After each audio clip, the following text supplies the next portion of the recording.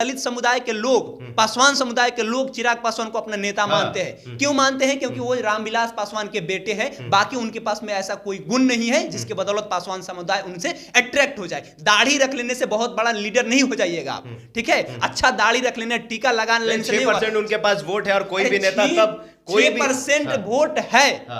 एक बात करिए ना, कुर्मी समाज के पास में 2% वोट है, 2% मात्र वोट है और 98% पे राज कर रहा है ना नीतीश कुमार। नीतीश कुमार 98% पे कैसे राज कर रहे हैं? पासवान समाज की बात कीजिएगा, चिराग पासवान को खुश कर देने से क्या बिहार के तमाम जो 8% वोट है पासवान समुदाय का, ये सारे लोग खुश हो जाएंगे? नहीं खुश होंगे। देखिएगा 2024 का जो चुनाव आएगा, चुनाव में इनको क्या नतीजा मिलेगा। यही मुकेश सहनी, यही चिराग पासवान उनको ना डुबा दिए तो देखिएगा। मोदी एक ऐसा दुल्हा है जो हर जगह फिट होता है, मोदी के नाम पर ही भाजपा को वोट मिलता है, ठीक है? बाकी कोई दूसरा ऐसा दुल्हा नहीं है भाजपा के पास में जिसके दम पे वोट मिले। मुकेश सहनी और चिराग पासवान दुल्हा बन सकते हैं? आपको लगता है कि बन सकते हैं? किस बात में? इनमें क्या गुण है भाई? ये पूरे समाज को खुश रख पाएंगे? इनको पूरा समाज वोट दे देगा?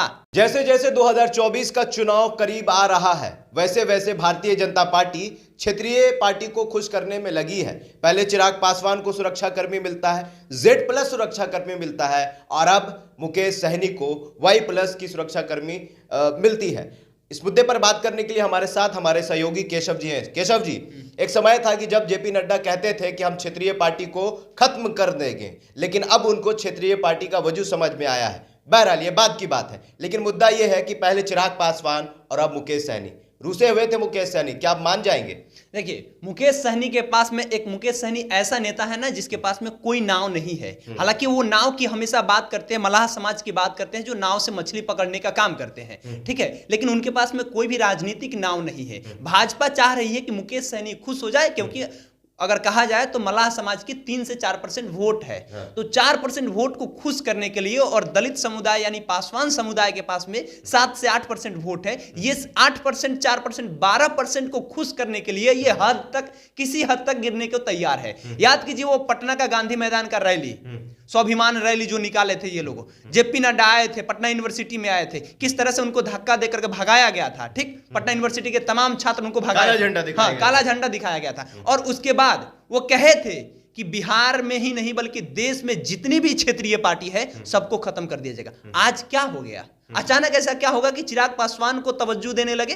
अचानक ऐसा क्या हो गया कि मुकेश सहनी को चिराग पासवान को क्या हो गया? एक समय में उनके पार्टी को तोड़ा गया, उनके पिताजी के बंगला को छीना गया। वही मुकेश सहनी ना कहते कि गरीब के बेटा को राजनीति नहीं करने देंगे। तो इन लोग का कोई अस्तित्व है? ये तो खुद मलाई की राजनीति, मलाई खाना चाहते हैं। बिल्कुल, हम सीधा सीधे यही बात कहना चाहते हैं कि भारतीय जनता पार्टी देश में राजतंत्र हावी करना चाहती है। वो नहीं चाहती है कि हमारी देश डेमोक्रेसी वाली देश रहे, यहाँ लोकतंत्र नहीं रहना चाहिए। वो चाहते हैं राजतंत्र रहे, मोदी जी रहे, मोदी जी के बाद कोई और आए, लेकिन भाजपा के ही आए, दूसरा पार्टी ना रहे। तो समझिए सीधा सीधा ये बात है कि खुश करने की ये लोग राजनीति कर रहे हैं। अगर आप बात कर रहे हैं मुकेश सहनी को आज आप सिक्योरिटी दे रहे हैं, सुरक्षा कर्मी दे रहे हैं, Y+ सिक्योरिटी इनको दे रहे हैं, हम पूछना चाहते हैं क्या एक मुकेश सहनी को आप सुरक्षा कर्मी दे करके पूरे मल्लाह समाज को खुश कर सकते हैं? नहीं कर सकते हैं। मुकेश सहनी को तनिक भी शर्म आता तो वो सिक्योरिटी छोड़ देते, वो सुरक्षा कर्मी को छोड़ देते, क्योंकि उनके समाज के लोग आज भी ठंडी के समय में जाकर के मछली मारने का काम कर रहे हैं। क्या मुकेश सहनी को सिक्योरिटी देने से मलाह समाज के लोग हैं उनको सिक्योरिटी मिल गया?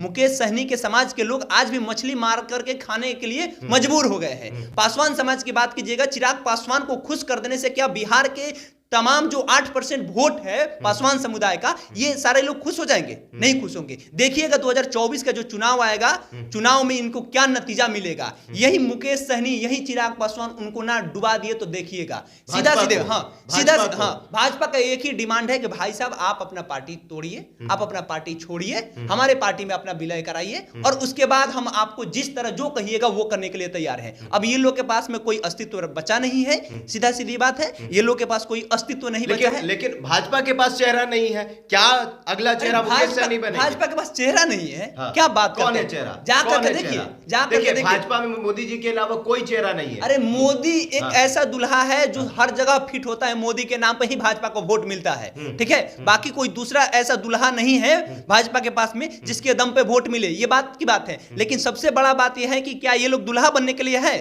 दुल्हा बन सकते हैं क्यों ये नहीं लोग? बन सकते? मुकेश सहनी और चिराग पासवान दुल्हा बन सकते क्यों हैं? नहीं बन आपको सकते? लगता है कि बन सकते हैं? किस बात में? इनमें क्या गुण है भाई? ये पूरे समाज को खुश रख पाएंगे? इनको पूरा समाज वोट दे देगा? आपको लगता है कि दे देगा? प्रिंस पासवान अलग चिल्लाते हैं कि हम है, पशुपति पासवान अपने आप कहते हैं कि हम है, और भी जो मलाह समाज में है, जो मुजफ्फरपुर से सांसद है अजय निषाद, वो भी तो मलाह है भाई, उनको भी तो मिल सकता है, वो भाजपा से है। क्या अजय निषाद ये चाहेंगे कि मुकेश सहनी आगे बढ़े? वो खुद मलाह समाज से है। मुकेश सहनी आज तक एक सांसद नहीं बने। हाँ। अजय निषाद कितनी बार सांसद बन गए? तो जो पहले से राजनीति में है वो चाहेगा कि कोई आगे बिहार के आए। कैबिनेट में थे ना, काम तो कर रहे थे ना, कैबिनेट अपने से समाज हो के लिए। जाएगा जी। अपने समाज के लिए काम क्या कर काम रहे कर थे ना। दिए? क्या काम कर दिए? मंत्रालय अरे अगर जीत जाते, कुढ़नी में चुनाव जिता देते तो मान लिया जाता कि हो जाता। ये तो खुद अपना सीट हार चुके हैं। तो ये खुद हार चुके हैं। ये भाजपा के तो जीत कहते थे ना, ये तो कहते थे, मुकेश सहनी तो कहते थे ना कि भाजपा की हार में हमारी जीत है। तो भाजपा को कई बार हराए हैं कुछ सीट पर। आज वही भाजपा इनको टिकट दे, आज वही भाजपा इनको सिक्योरिटी दे रही है, आज वही भाजपा इनको सुरक्षा कर्मी दे रही है, तो आज तो गुणगान गा रहे हैं। ये सीधा सीधे इन लोग के पास में कोई जमीर नहीं है। जिस तरह से उपेंद्र कुशवाहा के पास में कोई जमीर नहीं है, 3-3 बार पार्टी बनाते हैं, ठीक वैसा ही इन लोग का हाल है। तो आने वाले कुमार समय तेजस्वी यादव के पास जमीर है, वही ना नीतीश कहते। कुमार और हाँ। तेजस्वी यादव के पास में जमीर है कि नहीं है, तो वो कैसे 17.5 30-32 सालों से राज कर रहे हैं जी बिना जमीर के? ये लोग भाजपा को हल्दी लगा के भेज दिए दिल्ली, समझिए बिना जमीर के हैं ये लोग। माने भाजपा एक ऐसी पार्टी है, इस बात को मानते हैं ना कि पूरे देश में वो अपना परचम लहरा रही है, हर जगह पे अपना सरकार बना रही है, लेकिन एक सिंगल ऐसे पार्टी है ना, महागठबंधन जो जदयू और राजद की बात किया जाए तो ये लोग ऐसे हैं ना कि भाजपा को उखाड़ के फेंकने का में कामयाब है।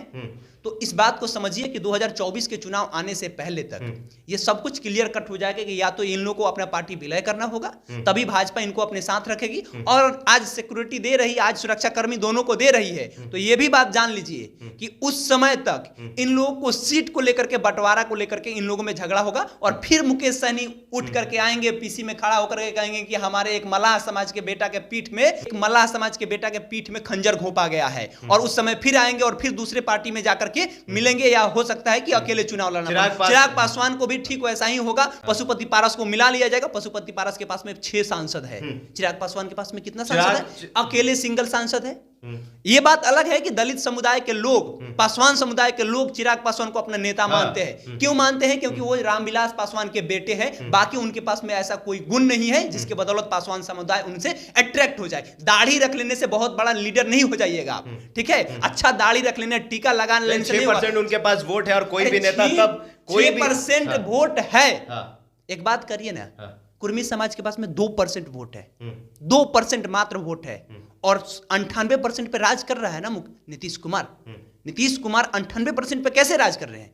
2% वोट मायने नहीं रखता है और 6% वोट मायने नहीं रखता है।